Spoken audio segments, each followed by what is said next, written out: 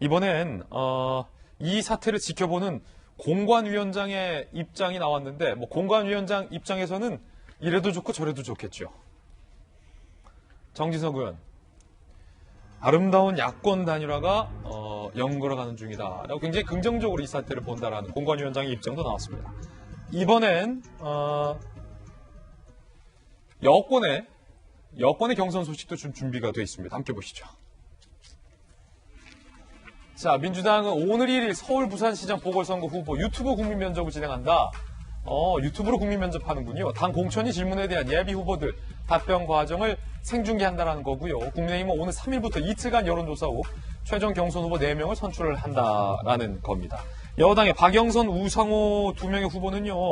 내가 원조 친문이다, 내가 원조 친노다라고 혈통 경쟁에 나섰습니다. 사실 저는 원조 친문이거든요. 2012년에는 제가 대통령님 모시고 다녔어요. 2012년 대선이 끝나고 나서 우리 해단식 할 때도 정말 막 펑펑 울었죠. 저는 원조 친문은 아닙니다. 저는 원조 친노입니다. 우리는 다 친문이고 다 친노고 다 민주당이다. 이 안에서는 서로 구별하지 말자. 이제 저는 오히려 그렇게 말씀드리고 싶고요. 손정인 변호사님, 박영선 후보는 내가 원조 친문이다. 우상호 의원은 난 원조 친문은 아니야, 원조 친노다라고 얘기했는데 이번 민주당 경선에서 친문이 센 겁니까? 친노가 센 겁니까? 이게 중요한 겁니까?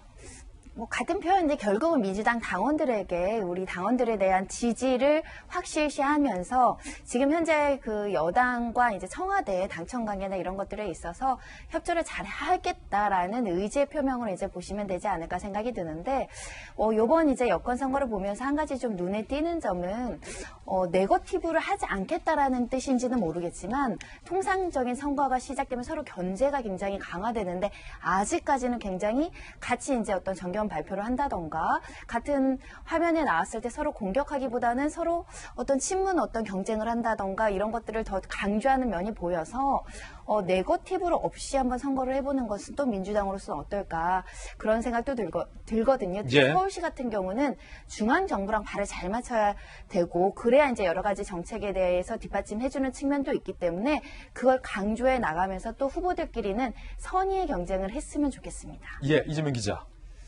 그렇죠. 근데 지금은 이제 원조 논쟁을 한창 불러일으킨 어떻게든 박영선 후보라고 볼 수 있겠죠. 이제 지금까지는 어떻게 보면 원조 친문이다 이렇게 분리되지 않았기 때문에 그러다 보니까 박영선 후보가 적극적으로 내가 원조 친문이다 이렇게 강조를 하고 있는데 조금 전에 저희가 봤던 영상 속에서 제목이 뭐였냐면 이제 김어준 씨 방송에 나가서 개인 유튜브 방송 나가서 한 건데 박영선의 각성입니다. 제목이.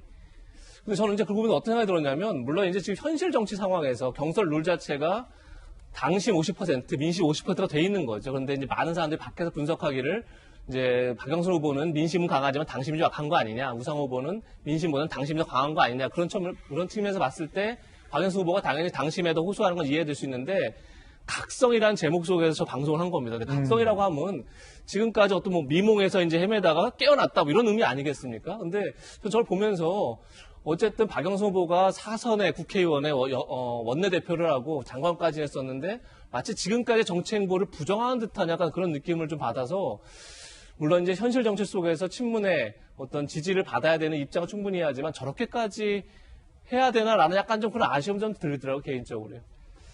네, 이 선거 소식도 짚어봤습니다.